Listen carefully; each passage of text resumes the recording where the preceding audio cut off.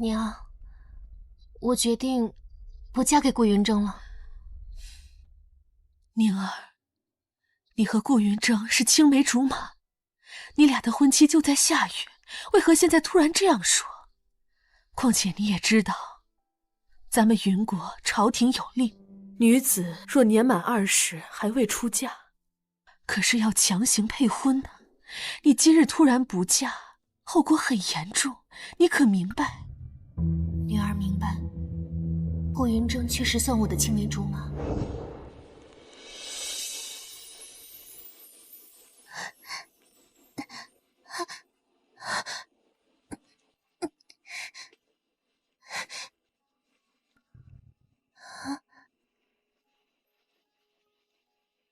阿宁妹妹，送给你。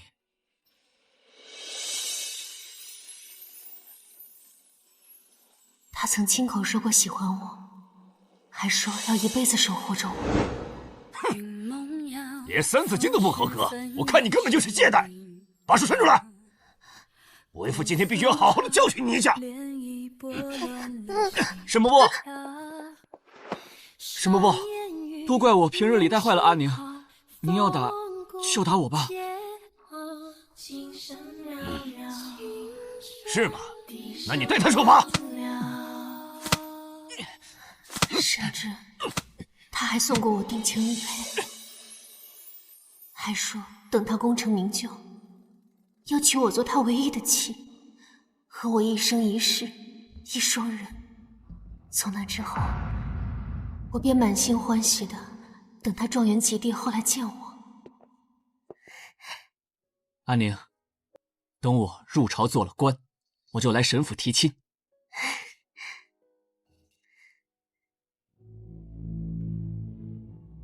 阿宁，我初入朝堂，根基未稳，不宜成亲。等我建功立业后，一定来提亲。阿宁，再等等我，等我一切都稳定了之后，就用8抬大轿来接你。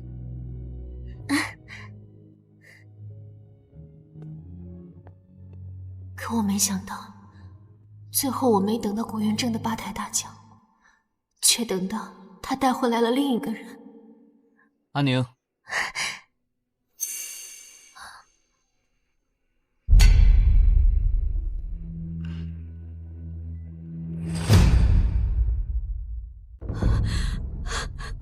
这个叫程福锦的女人，是3年前冬天出现的。这是谁家的姑娘？我好饿。来，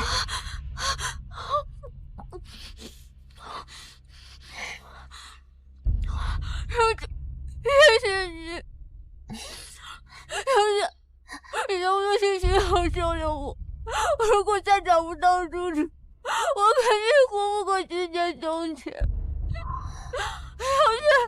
求求你，求求你，求求你了！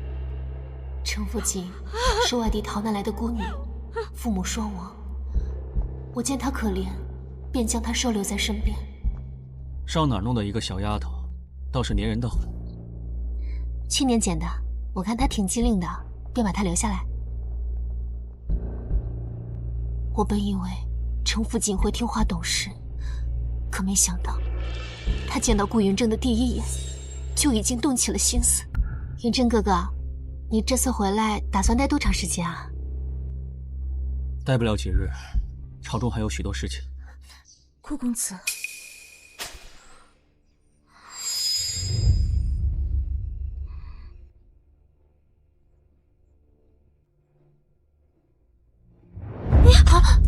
对不起，顾公子。我没事，你手有没有事？没有。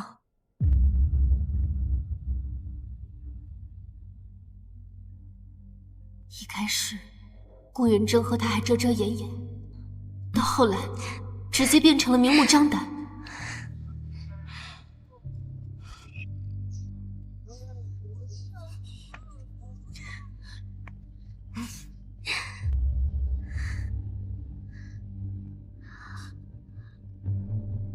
傅锦到底是女子，云峥哥哥，你该注意保持些距离。小姐，对不起，您误会了，我向你道歉。沈宁，你就这么容不得人吗？父亲不过是同我说了几句话，你就让他下跪？似你这样的动妇，以后谁还敢要？走。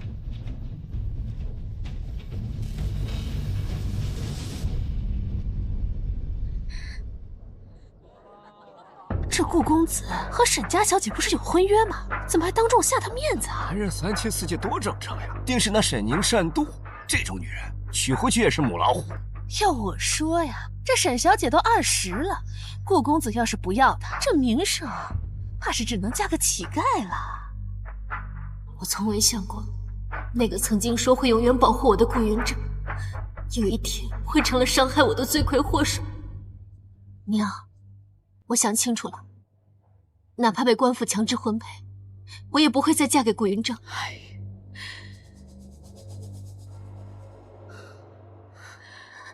好，好，好，既然你这样说，为娘便同意你的想法。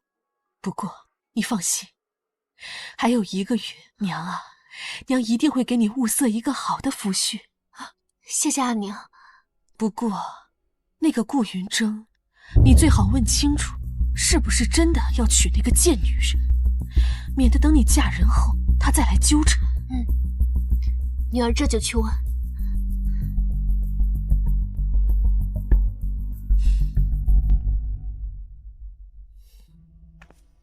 顾云峥的丫鬟说他来了情人桥，又不是七夕，他来这里干什么？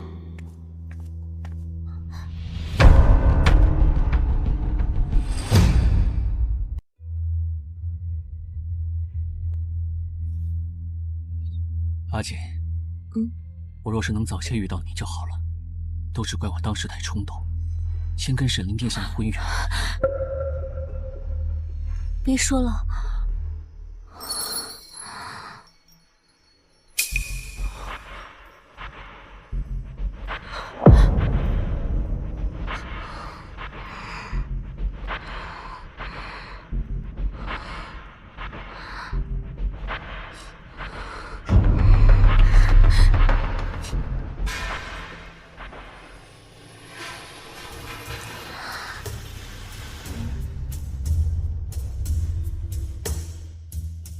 只要能和顾郎在一起，就算是无名无份，我也愿意。不，我要娶你，8抬大轿，3媒6聘，一个都不能少。从此以后，你就是我纳入族谱的贵妾，就算是沈宁，也休想欺负你。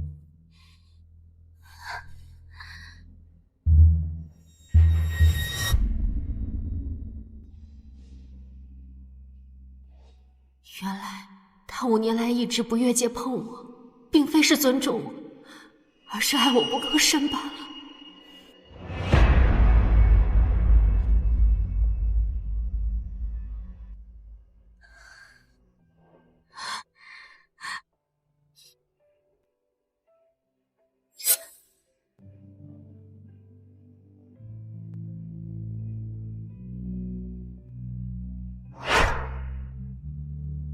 锁住了，安宁，这辈子你都别想再离开我了。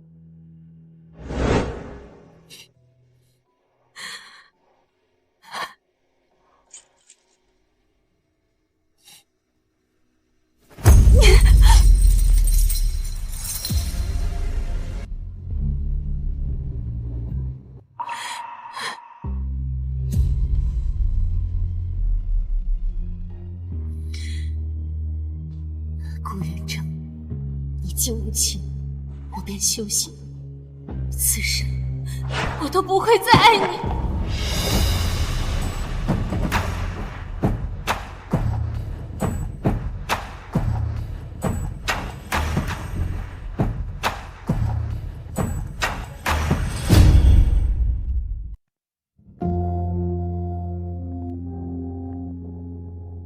安宁，你在这儿做什么？他看见我把同心锁扔进河里了吗？不过，想来他也不在乎了吧。顾云峥，这是我最后一次为你落泪。刚才的话，你应该都听见了。我放不下父亲，我要纳她为贵妾。但是你放心，我也会娶你。无论如何，你都是我唯一的妻子。好，我知道。你不要生气，下个月我们就成亲了。到时候，你和父亲都是我的妻子，我绝对不会偏袒任何一个。是吗？那去年今日这里发生的事情，你可还记得？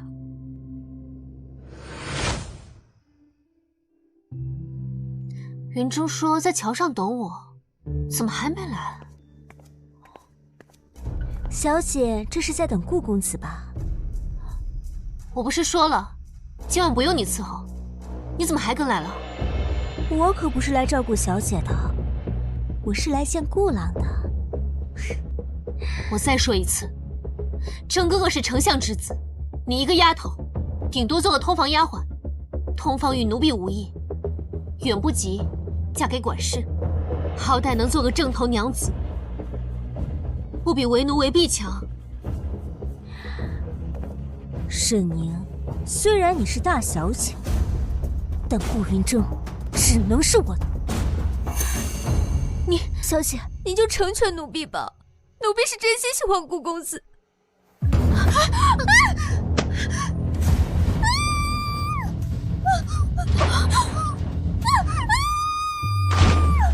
沈宁，你在干什么？沈宁，你在干什么？园长，不是的，救命！救命！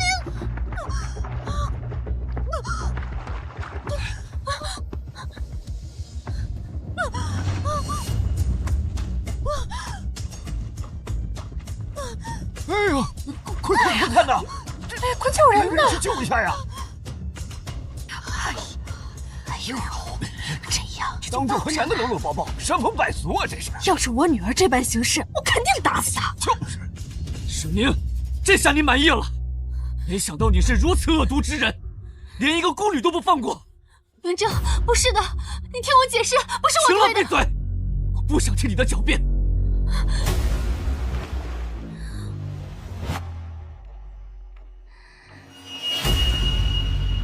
园长，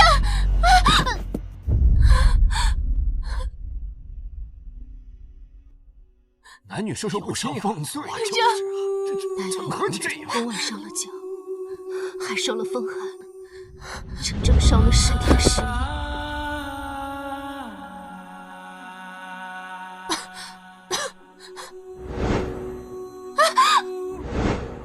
不是我，是他自己跳的。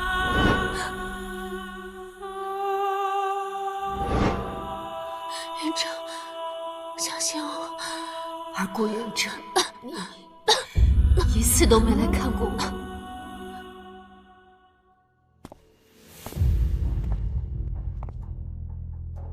安宁，我要跟你说件事。什么？我决定纳傅景为贵妾，这些都是拜你所赐。当日我当众碰了她的身子，我必须要对她负责。你来，就是跟我说这个。安宁，我也是被逼无奈，谁让你先闯的祸？若有他不落水，你便不会娶她了吗？安宁，过去的事情就不要提了，走吧。不用了，我自己有家。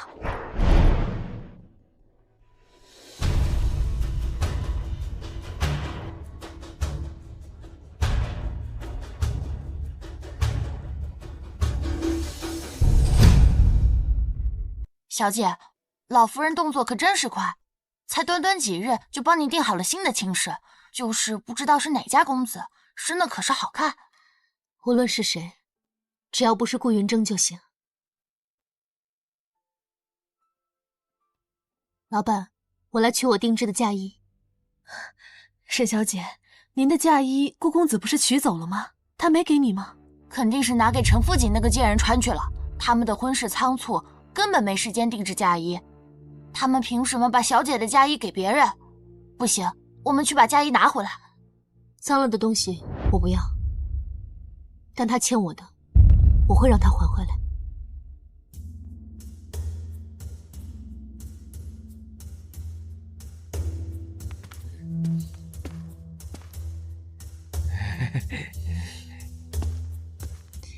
爹娘，他们是？这便是宁儿吧？我是你远房的婶婶，不过啊，已经出5服了。听说顾家公子不要你了，怕你被随便指派给那些不靠谱的阿杂东西。堂婶特意带我娘家外甥来跟你说媒。爹娘，这就是你们帮我找的夫婿？谁说要让你找这样事儿？分明是他们自己凑上来的。来人，把这2个不知好歹的东西轰出去！慢着，沈夫人，莫怪我说话难听啊。这京城谁不知道你家女儿和顾家公子从小就定了婚约的？宁儿的名誉早已毁了，谁家愿意娶个破鞋呀？大婶儿，说话注意分寸。如今那对方上赶着要娶个贵妾，这宁儿要是硬着头皮嫁过去，那一定是被压着抬不起头来的吧？我说的对吧？与其让宁儿去受妾室的气，那不如找个赘婿。就我这外甥老实本分，他要是娶了宁儿还能继续留在你们沈府，到时候宁儿就可以陪在你们2老的身边，为你们养老送终了，这岂不是2全其美的事儿吗？是啊，我一定会好好对待宁儿的，是吧，沈姑娘？滚！你居然敢打我！你居然敢打我！你打你又如何？别说是打你，就算是拔了你的舌头，都是你活该。哪来的乡村野妇？沈宁是我的妻，若是再让我听到你们打她的主意，别怪我对你们不客气。到时候就算是杀了你，对不起，还不快滚！你给我等着！安宁，你没事吧？这是当初那个他。等我入朝做了官，我就来沈府提亲。下月初8是我纳傅景为贵妾的日子，你若是想来，记得拿上这个。看来终究不过是昙花一现。最近府里忙，没有时间。忙？爹娘在忙我的婚事。是啊，咱俩的婚事确实也该提前准备。等我纳完傅景为妾，你就乖乖等着我8抬大轿来接你。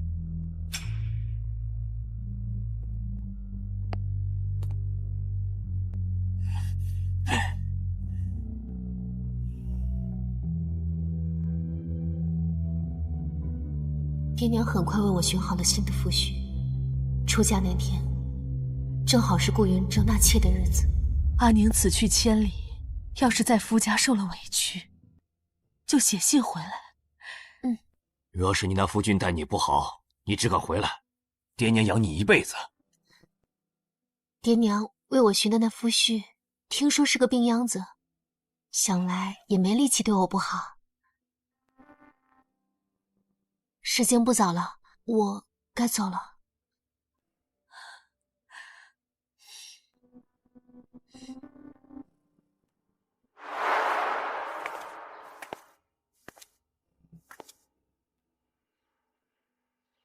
顾云峥，都是你害得我不得不远嫁，此生我都不会原谅你。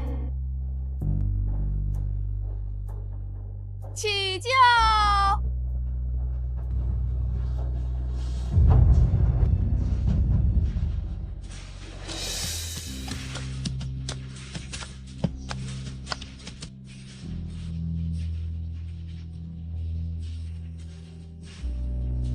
师娘，你是千金小姐又怎样？到头来还不是我先嫁给顾郎。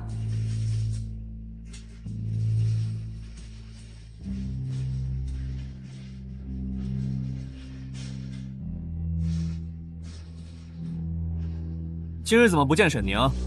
回少爷，沈府今日无人前来。今天是我大喜的日子，他到底在干什么？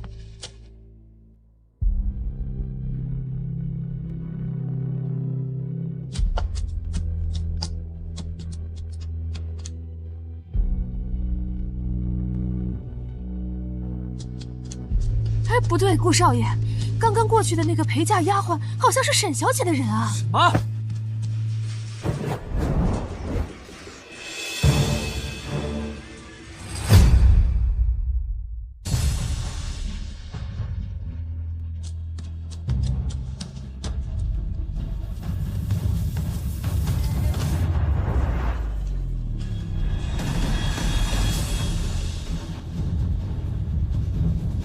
顾云峥，你果然骑着高头大马，抬着八抬大轿来了，只不过娶的却不是我。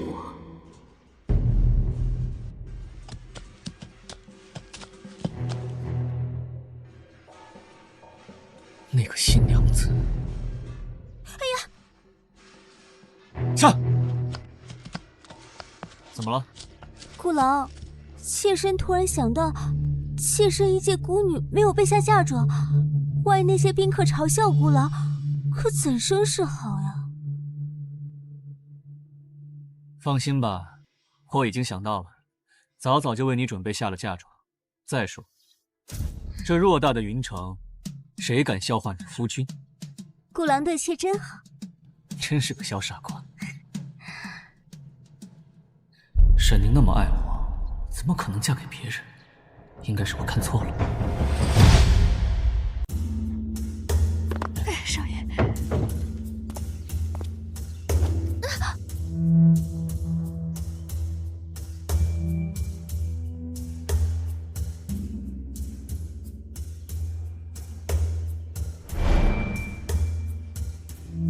刚才踢疼你了？顾郎踢得好重，把妾身都给踢痛了。知道踢疼你了，我抱你去拜堂。顾郎，这样是不是不合规矩啊？我是顾氏家主，我就是规矩。我办事儿，谁敢管？顾郎真厉害。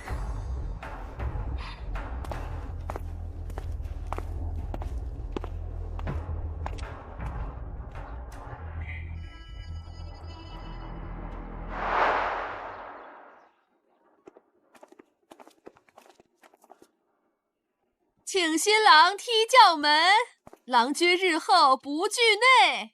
娘子就是用来疼爱的，惧内又何妨？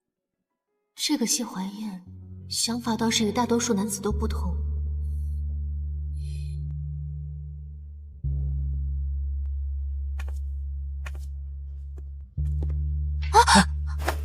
娘子小心，离吉时还有些时间，娘子勿急。不是说我嫁的是个病秧子吗？娘子小心，前面有台阶。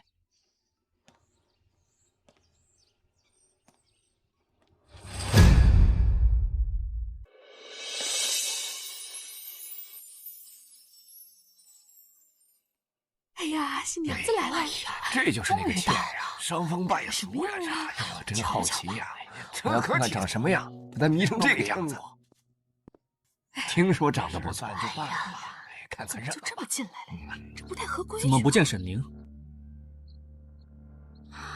难道他是不想看见顾郎娶别的女人，故意消失，不想给你面子啊？他敢！神府贺礼！你家小姐怎么没来？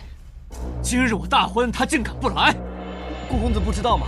我家小姐已经成亲了，而且婚期就在今日。怎么可能？他等我娶她，足足等了5年。再说了，他明日就满20，有谁会娶呢？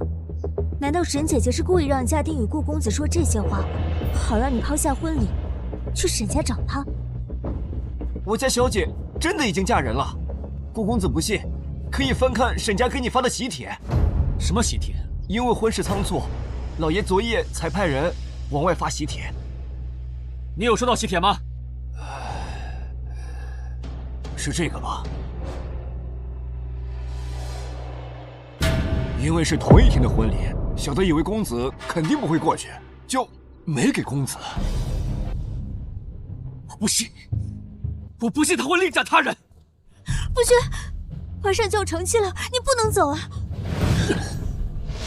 下手真重啊，说走就走。怎么走什么呀？这都不成了。我的也是。沈宁，最好乖乖给我待在沈府。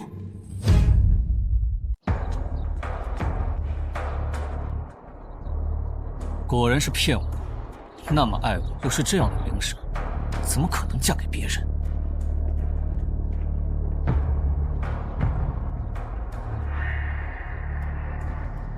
你耍这么多手段，不就是为了把我从婚礼上拽出来？我来了，不过你要承担惹怒我的后果。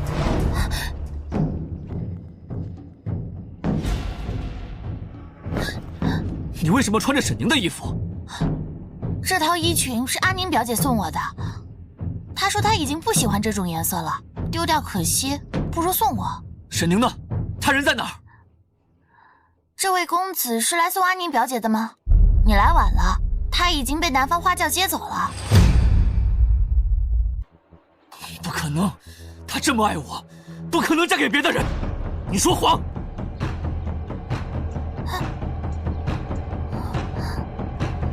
沈宁，这又是你的小把戏，对不对？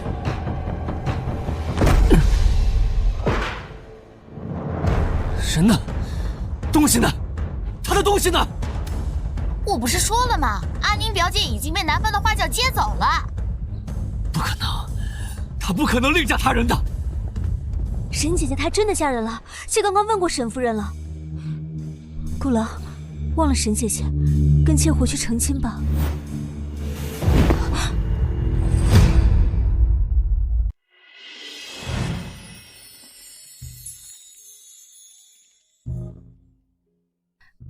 一拜天地，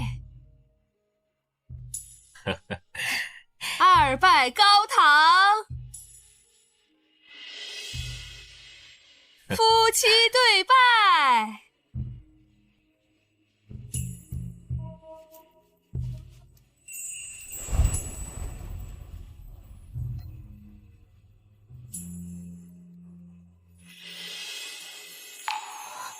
是你？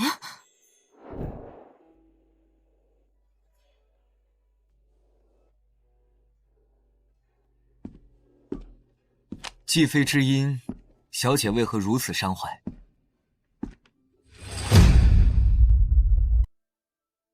实在下唐突，实在是小姐的琴音太过哀婉。易经云：怒伤肝，悲伤肺，气伤心，思伤脾，怒伤肾。为了小姐的最爱之人，还请小姐切莫悲哀切思。我怎么记得这句话出自《麦经》啊？原来是出自《麦经》啊！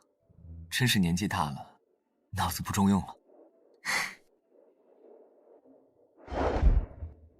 沈小姐，我们又见面了。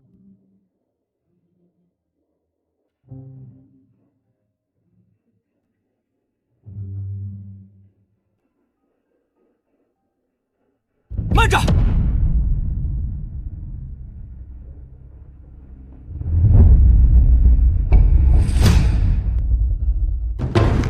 慢着！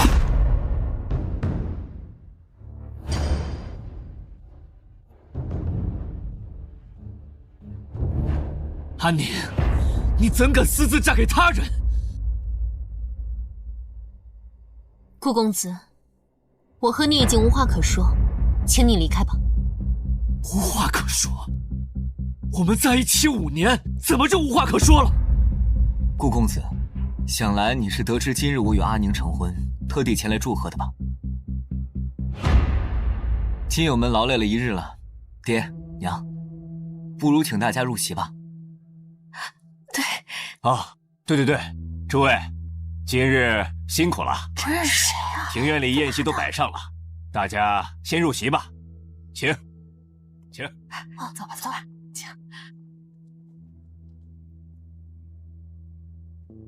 顾公子，要不你也去外面喝一杯？你不要在这给我摆出一副家主的样子。我同阿宁5年的感情，岂是你能插足的？我不管你们之前发生了什么，但阿宁是我明媒正娶的妻子。顾云峥，你算什么东西？要不是你趁虚而入，阿宁将会是我的妻子。那你为什么会被趁虚而入？当时的你在做什么？微烟韶华流转，耗尽了3千之战。怪影错阳差，却偏顾公子，请回吧。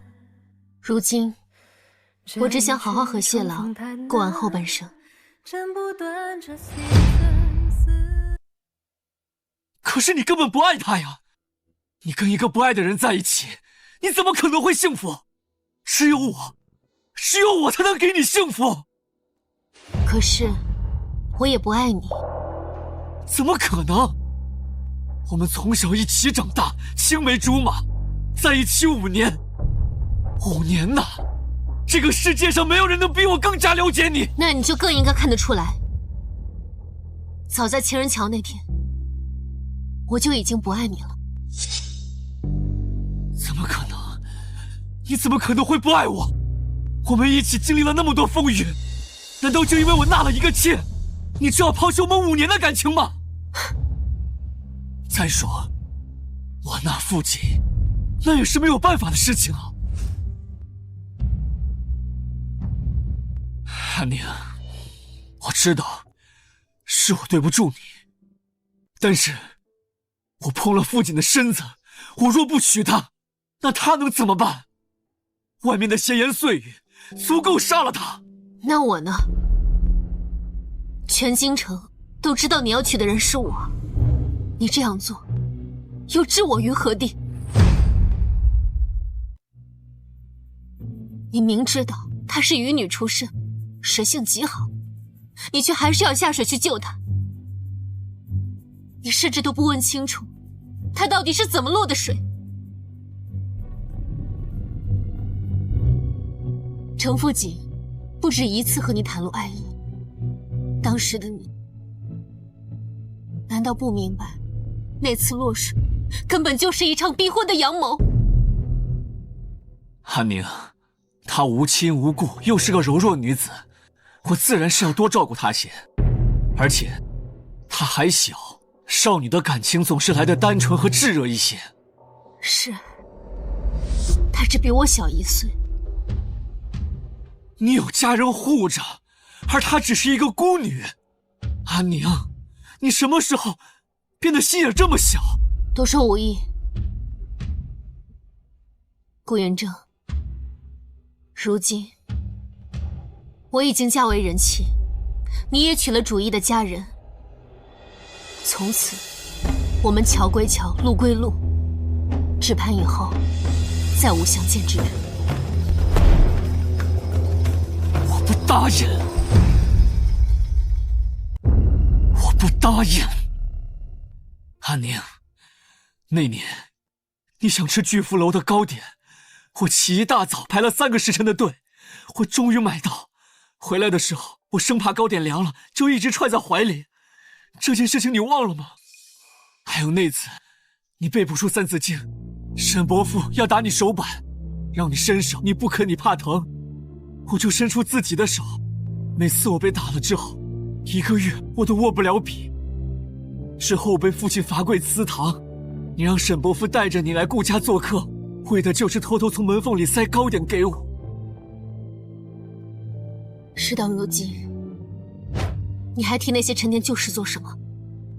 还有那一年冬天下了特别大的雪，你想出去玩雪，之后不小心摔伤了腿，我就背着你一路走回的沈府。之后我在床上躺了大半个月，这些事情你难道都忘了吗？顾云峥，你确实以前对我很好，我也很感激你，曾经让我拥有过美好的岁月。可那些都已经过去了。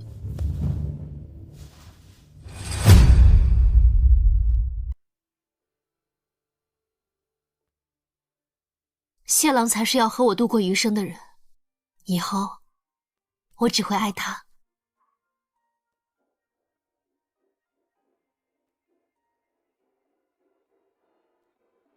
我不就是纳了个妾吗？你自己出去看一看，外面哪个男人不是3妻4妾？我也就只纳了1个而已。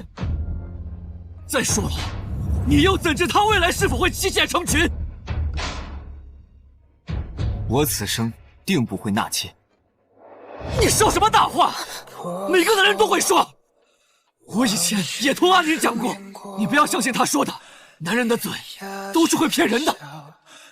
我相信谢郎。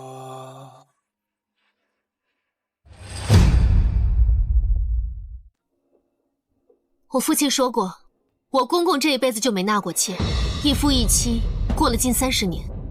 再说，我相信我父亲的眼光，他不会看错人的。阿宁，你凭什么找阿宁？阿宁是我的，我绝不会让她嫁给别人。谢怀燕，你就给我死了这条心！阿宁，跟我回家。顾郎，顾郎，对不起，跟我回去吧。你这样，我真的好心痛。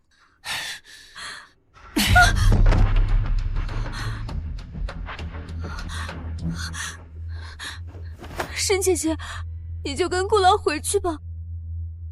顾郎他真的很在乎你。你叫谁姐姐呢？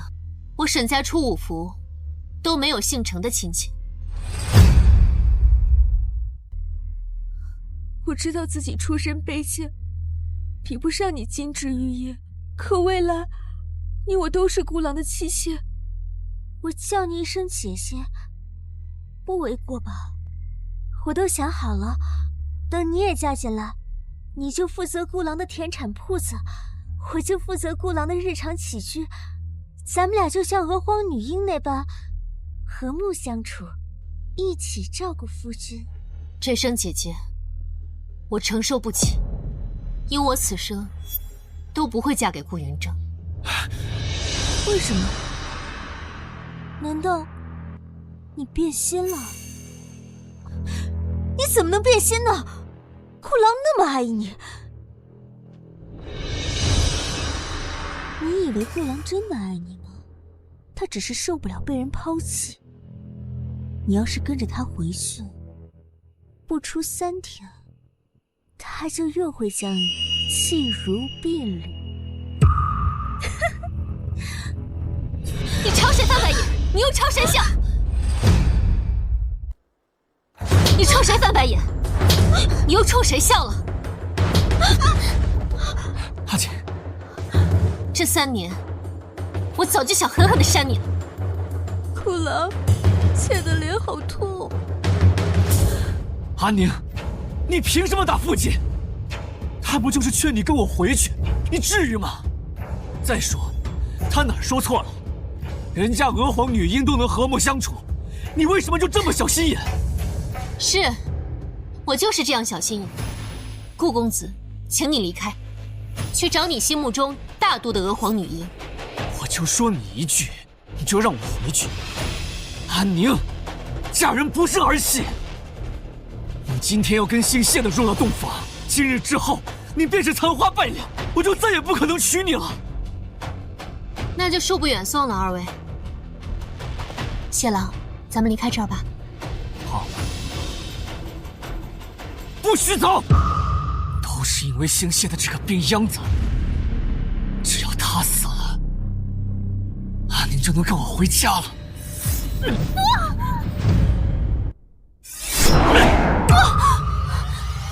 顾云峥，你若是敢伤谢郎分毫，我这辈子都不会原谅你。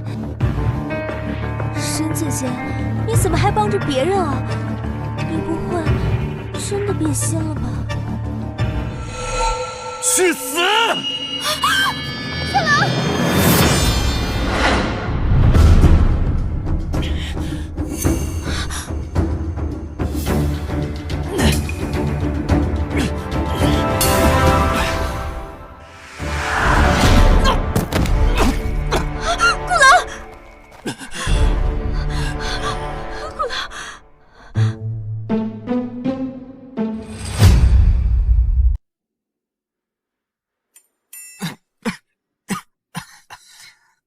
事吧？没事儿，只是许久不曾活动，有耗力过度。顾云峥，我本想给你留几分脸面，好还了幼时你对我的照父之恩，可你竟敢打我的夫君！你现在就给我滚出去！再敢来谢府闹事，休怪我对你不客气！你凶我，受伤的可是我呀！刚才你也看见了，这个姓谢的，他明明身手这么好，根本就不是病秧子，他是在骗你啊！安宁，你难道还看不出来吗？他是在演戏啊！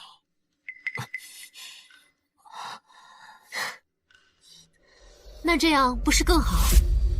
我的夫君身体健康，且武功高强，这样我们以后就能白头偕老。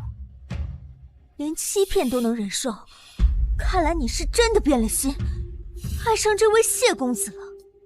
对啊，连欺骗都能忍受，那就是真爱。当时的你难道不明白，那次落水根本就是一场逼婚的阳谋？安宁，她无亲无故，又是个柔弱女子，我自然是要多照顾她些。不，你不能爱别人，你只能爱我。顾郎对你5年的恩情，你不能忘恩负义。你要是再敢插嘴，我撕了你的嘴！顾郎，你看姐姐。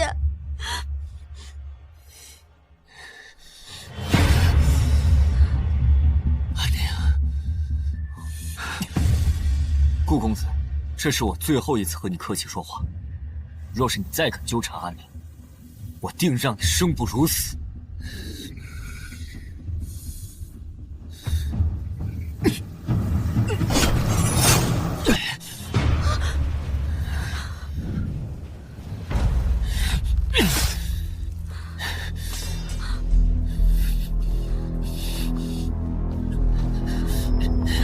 顾郎，你会死的，咱们回去吧。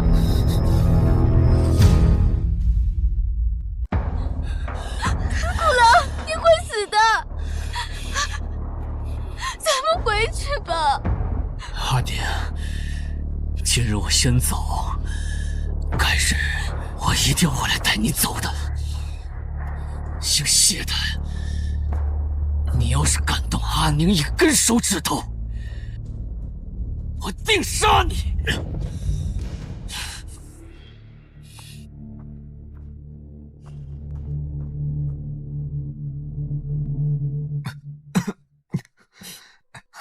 行了，别装了。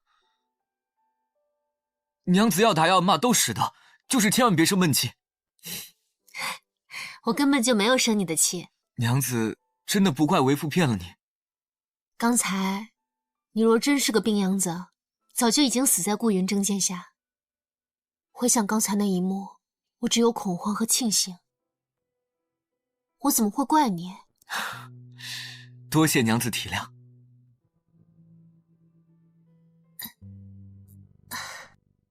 凤冠是不是很重？为父帮你摘下来。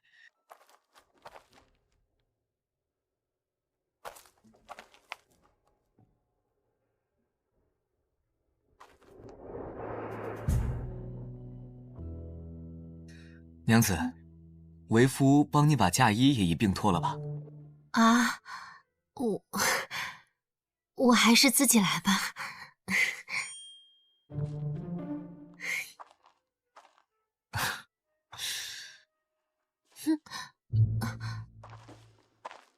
这件嫁衣确实繁琐，自己根本弄不好。好。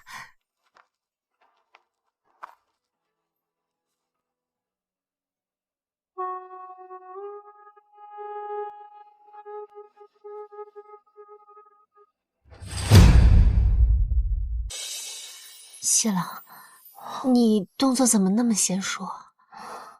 因为这凤冠和嫁衣都是为父亲自设计的，只是时间仓促，不够精美。谢谢啊。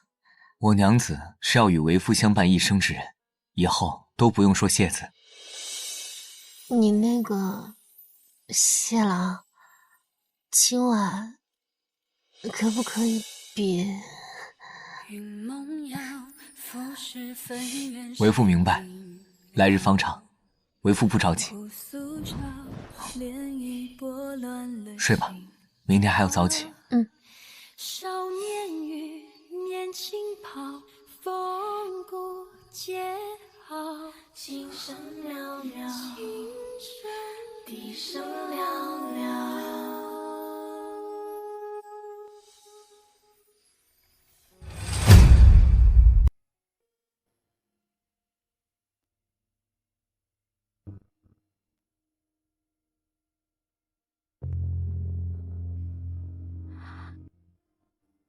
夫君，别喝了。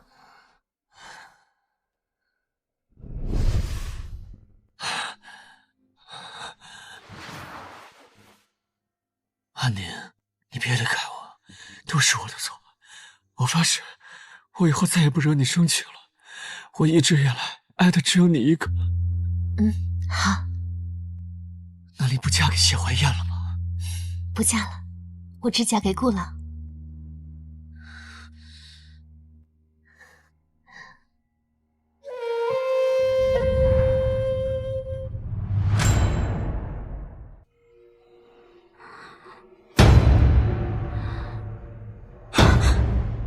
怎么是你？夫君，这个时候除了妾身，还能有谁呢？顾郎，你怎么推卸啊？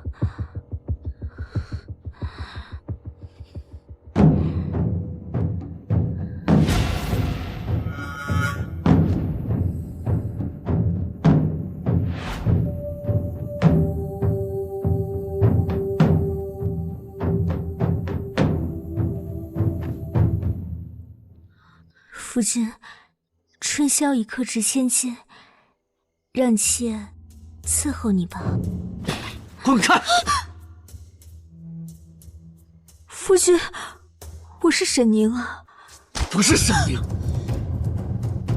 都怪你这个女人，从中挑拨，安宁才会离开我。我挑拨你和沈宁的感情？顾郎啊，事到如今，你还有脸说出这种话？明明是你自以为沈宁离不开你，所以肆意践踏他的感情，他才选择离开你。没有，我没有践踏安宁的感情。我那么爱她，我怎么可能践踏她的感情？顾郎莫不是喝醉了酒？就失忆了吧？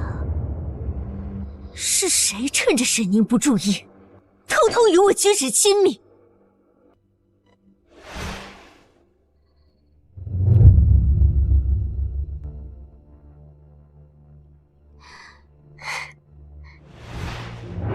其实沈宁都看见了，只是他隐忍不发。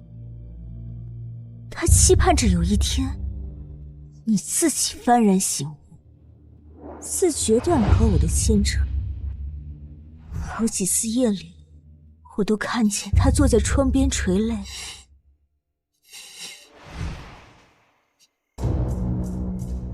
到后来，你更加肆意妄为，竟然跟他说你要娶我为贵妾。正妻还未进门，就要娶贵妾，你真是踩在沈宁的脸上，狠狠地践踏呀！不是的。不是这样的，我也不想。都是你，要不是你当初跳下情人桥，我又怎么会碰你的身子？当初确实是我设计逼婚，可后来呢？在情人桥上，你抱我、吻我，被沈宁撞见，也是我设计的吗？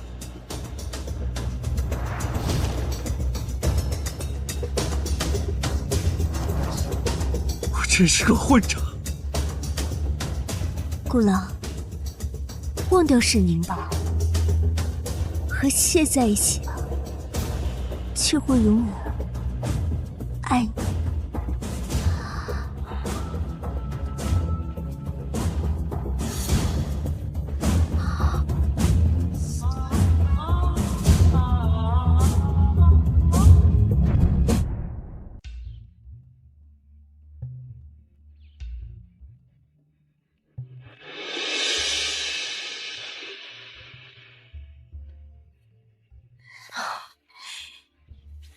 爹，请您喝茶。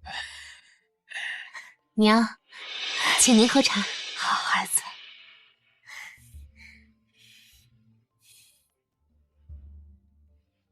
这个呀，是你祖母给我的，现在我把它转交给你。以后，我们这谢府和怀燕都交给你了。娘，儿媳刚嫁进来，就掌管钟馗，只怕会力有不逮。可以找怀燕帮你呀，你呀，可别听别人说她是个病秧子就心疼她，她呀都是装的。娘，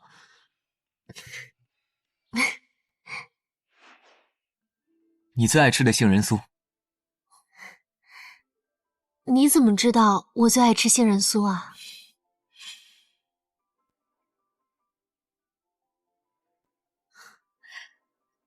今天是七夕节，阿宁，一会儿让怀燕带你去情人桥逛逛吧。燕州也有情人桥。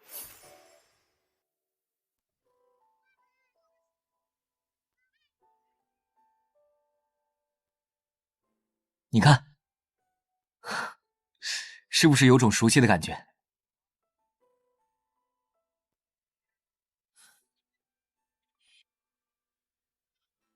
为什么燕州的情人桥和京城的一样啊？因为这座情人桥啊，就是仿造京城那座修的。传闻燕州情人桥的修建者曾在京城的情人桥遇见了此生最爱之人，后来娶她为妻。他想把好运带给全燕州的百姓，让全天下的有情人终成眷属。有情人又哪儿都能成眷属，只是阴差阳错罢了。我说的也是谣传，真正的原因是修建者是京城人士，他呀有个特别凶恶的老婆，不准他熬夜画图纸，没办法，他只能把京城那座给招搬过来。我若是不满意，你是不是还能找出第3个故事来？娘子容为夫想想，没准还真有。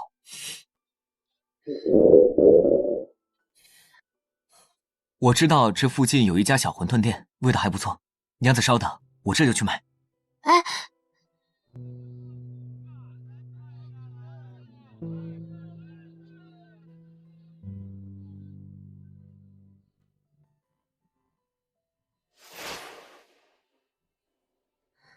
这么快就买回来了？馄饨不会是生……怎么是你？阿宁，这是去年七夕你要送给我的花灯，我修复好了。我知道这兔子灯是阿宁亲手做的，所以特意捡了回去，花了1天1夜才修复好。你看，是不是和当初的一模一样？你曾说兔子红眼，奇形怪状，让人看了不舒服。我每每画兔子，从不染红眼睛。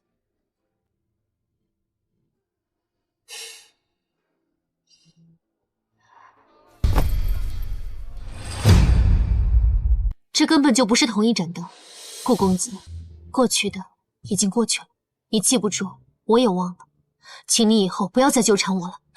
不是的，我没有忘记，只是那盏兔子灯被人踩碎了，我怎么修复都修不好，只能另做一盏。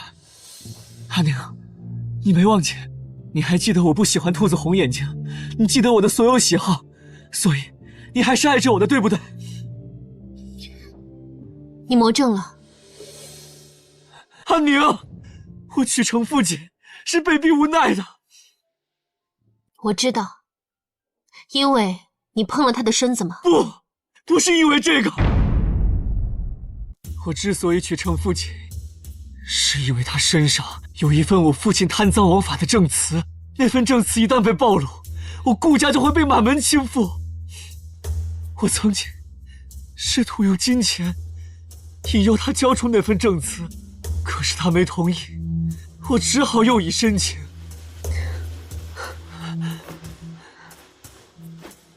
在成亲那晚，他已经将那份证词交给我，我以后再也不会被他胁迫。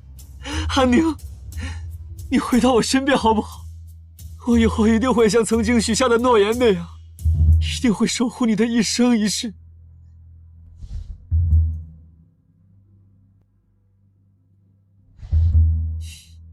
顾云正，你知道我为什么放弃了我们5年的感情，改嫁他人吗？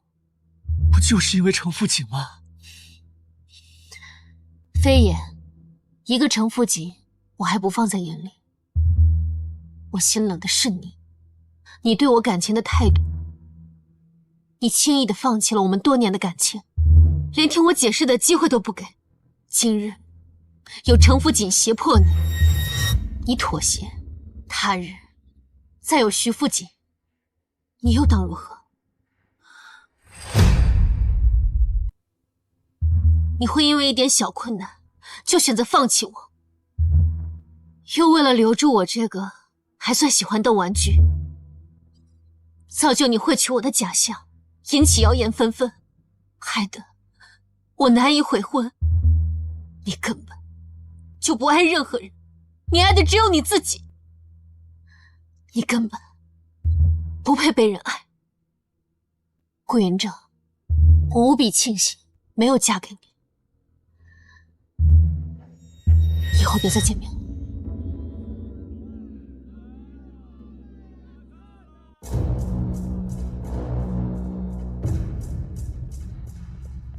安宁，我是真的爱你，安宁，我发誓我是真的爱你，我再也不会碰别的女人。安宁，安宁，你再给我一次机会，我真的错了，我的余生不能没你啊，安宁。安宁，顾郎，是你不爱你，你就跟我回去吧。都是因为你这个女人，害得我跟安宁离心。你滚！我不松手，要么死在你身边，要么你就跟我回去。我已经休了他，我现在跟他没有任何关系了，安宁。顾云正，我再跟你说一遍，我的离开跟程父锦没有任何关系，你跟他怎样，我一点都不关心。安宁，你不是不相信我吗？我现在就向你证明，我对他有没有感情。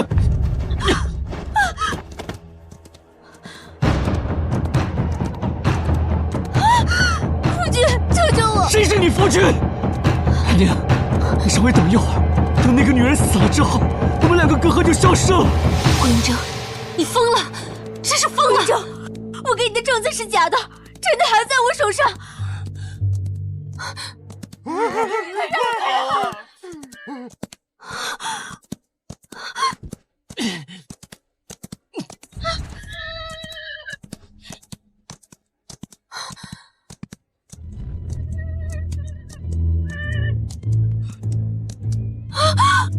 安宁！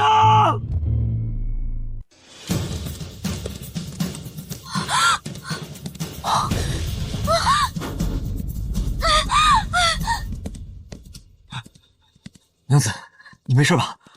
没事。他们怎么回事？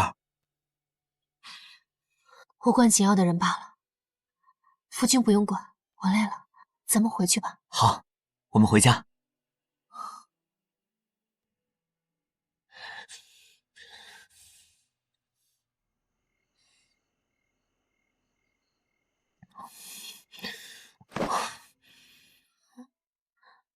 夫人，我骗了你。说吧，什么事儿？顾云峥说的是真的，这门婚事确实是我费尽心思求来的。3年前我对你一见钟情，可后来找人打听，才发现你有一个相爱的竹马。当时觉得惋惜，但我一直都希望你能过得好。前些日子我听说沈夫人在帮你物色一门亲事，打听之下才得知你的事。我便立刻前往京城向岳丈提亲。那你的身体……装的，你一日不肯成亲，我便不会死心。娘子，你会怪为父骗了你吗？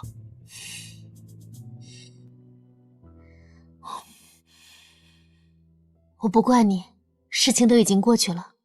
如今既然我们是夫妻，就应该相互扶持下去。不过你以后不准再骗我。不敢了，为父以后再也不敢骗娘子了。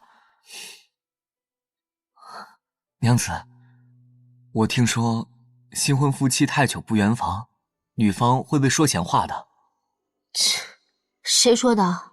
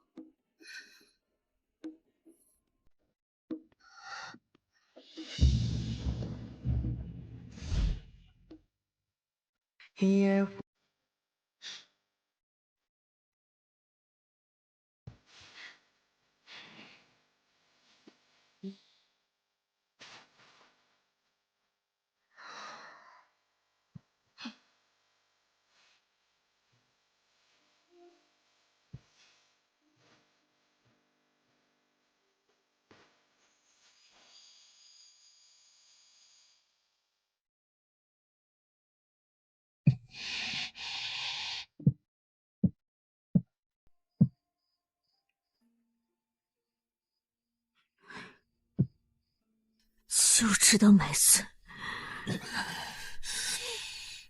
你是我见过最没用的男人！滚！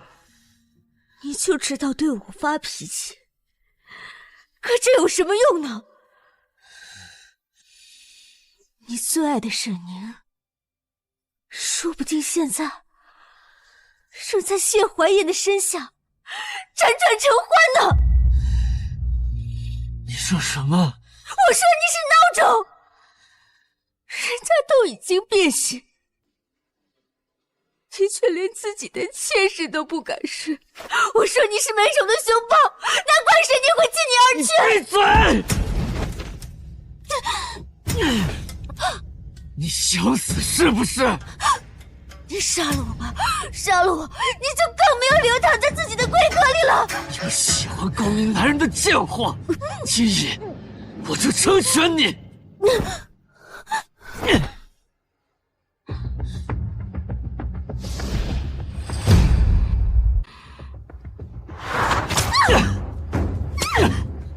知道错了，我知道错了。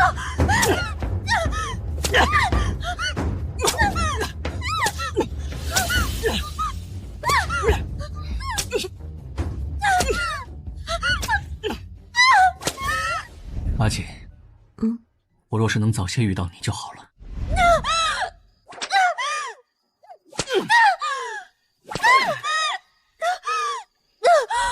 我要娶你，8抬大轿3媒6聘，一个都不能少。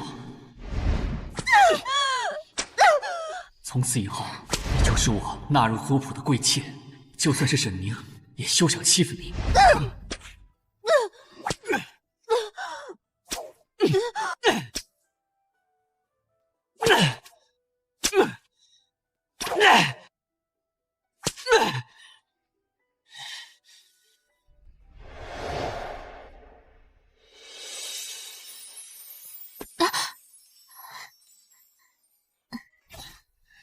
不是告诉过你，别再做这些费眼睛的绣品了吗？娘刚说完，你又来说我。我要是再不做点女工，要无聊死了。好吧，不过以后这种捡东西的活儿，你一定要叫我。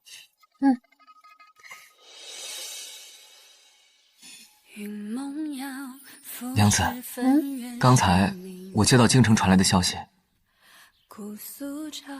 顾云峥因为虐杀妾室，被判了流放3000里。